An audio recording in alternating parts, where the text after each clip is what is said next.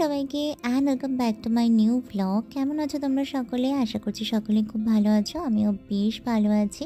সেই দিন বিকেল বিকেল একটু ঘুরতে বেরিয়েছিলাম, তাই আর কি এখন একদম 3টে বাজে আর আমি কিন্তু এখন একদম পুরোপুরি তৈরি হয়ে নিয়েছি, যেহেতু বেরোতে হবে। আর আমরা ভেবেই রেখেছিলাম যে আমরা 3টে থেকে 3:30-এর মধ্যেই বেরিয়ে পড়বো। তারপরে অবশেষে বেরিয়ে পড়লাম। আর আজকের ওয়েদারটাও ছিল প্রচণ্ড পরিমাণে খারাপ। তার কারণ হলো সকাল থেকে কেমন একটা মেঘলা মেঘলা লাগছিল। আর আমার সত্যি বলতে বর্ষাকালেই বর্ষা ভালো লাগে না। আর সেই বর্ষা যদি আবার হয় মানে শীতকাল বা গরমকালে, তাহলে কীরকমটা খারাপ লাগে। গরমকালে যদিও বা একটু মেনে নেওয়া যায়, তবে শীতকালে তো একেবারেই এই বর্ষাকে মানিয়ে নেওয়া যায় না বা মেনে নেওয়া যায় না। এখানে রাস্তা আসার পরে বেশ কিছুক্ষণ একটু দাঁড়িয়েছিলাম, আর তারপরেই আবার সেখান থেকে সোজা পথ চলা শুরু হলো।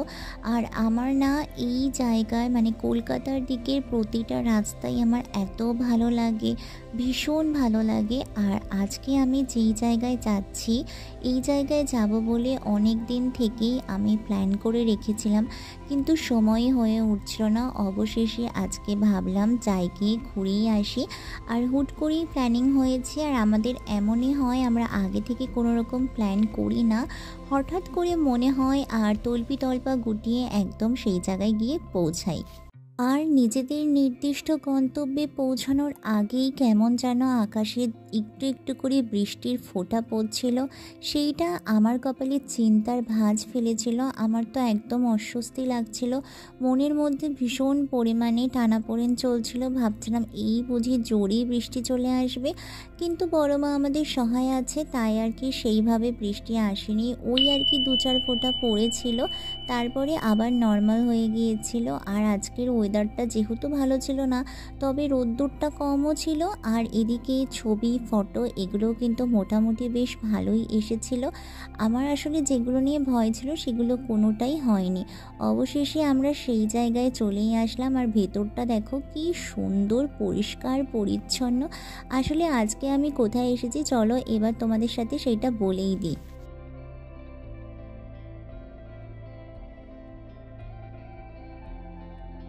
এদিন আমরা পৌঁছে গিয়েছিলাম ইকো পার্কের 1 নম্বর গেটের সাইডে, যে ইকো পার্কের ঝিল পাড়ের সংলগ্ন যে জায়গাটা, সেই জায়গাতে। এই জায়গাতে আমার এর আগে কখনো আসা হয়নি, তবে আমি অনেক ভিডিওতে দেখেছিলাম।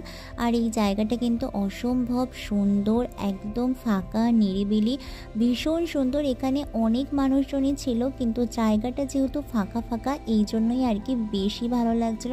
আর ওই যে দূরে আইফেল টাওয়ারটা দেখা যাচ্ছে, জায়গাটাতে আসবার জন্য আমি অনেক দিন থেকে ভাবনা চিন্তা করে রেখেছিলাম, কিন্তু সময় সুযোগ কোনোটাই আর কি হয়ে উঠছিল না। আসলে ওই যে বললাম, প্ল্যান প্রোগ্রাম করে কোনো সময় আমাদের কিচ্ছু করা হয় না, তাই আর কি এসে ওঠাও হয়নি। আর সেই দিন যখন গিয়েছিলাম আমার তো ভীষণ ভালো লাগছিল, ভীষণ মজা হচ্ছিল। আর আমি কিন্তু ঘুরতে প্রচুর প্রচুর ভালোবাসি। আর এই দিন কিন্তু মন ভরে ঘুরেছিলাম, শুধু আর কি ওয়েদারটার জন্যই যা আর একটু মন খারাপ ছিল। আর এই যে আমার সাথে কিন্তু এখানে আর্যও রয়েছে। আসলে আমরা দুজনে মিলেই সব জায়গায় ঘুরে বেড়াই, মাঝে মাঝে আমরা অন্য সব বন্ধুরা মিলেও আসি, তবে আমাদের দুজনারই একটু এদিক ওদিক বেশি বেরোনো হয়। তবে আর কদিন বাদে থেকে সেগুলো হবে না, ও নিউ জব জয়েন করে যাবে, আর আমিও আমার নিজস্ব অনেক কাজে ব্যস্ত হয়ে পড়ব। তারপরে সেইখান থেকে বেরিয়ে সোজা এখন যাচ্ছি আরও একটা জায়গায়।